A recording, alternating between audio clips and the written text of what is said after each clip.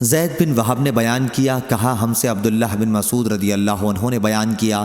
کہ نبی کریم صلی اللہ علیہ وسلم نے بیان فرمایا، اور آپ سچوں کے سچے تھے کہ انسان کی پیدائش اس کی ماں کے پیٹ میں پہلے 40 دن تک پوری کی جاتی ہے،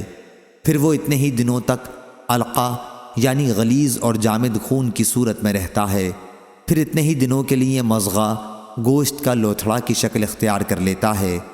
پھر چوتھے چلے میں اللہ تعالیٰ ایک فرشتے کو 4 باتوں کا حکم دے کر بھیجتا ہے، پس وہ فرشتہ اس کے عمل، اس کی مدت زندگی، روزی اور یہ کہ وہ نیک ہے یا بد کو لکھ لیتا ہے۔ اس کے بعد اس میں روح پھونکی جاتی ہے، پس انسان زندگی بھر دوزخیوں کے کام کرتا رہتا ہے، اور جب اس کے اور دوزخ کے درمیان صرف 1 ہاتھ کا فاصلہ رہ جاتا ہے تو اس کی تقدیر سامنے آتی ہے، اور وہ جنتیوں کے کام کرنے لگتا ہے اور جنت میں چلا جاتا۔ اسی طرح ایک شخص جنتیوں کے کام کرتا رہتا ہے، اور جب اس کے اور جنت کے درمیان صرف 1 ہاتھ کا فاصلہ رہ جاتا ہے تو اس کی تقدیر سامنے آتی ہے، اور وہ دوزخیوں کے کام شروع کر دیتا ہے اور دوزخ میں چلا جاتا ہے۔ صحیح بخاری حدیث نمبر 3332۔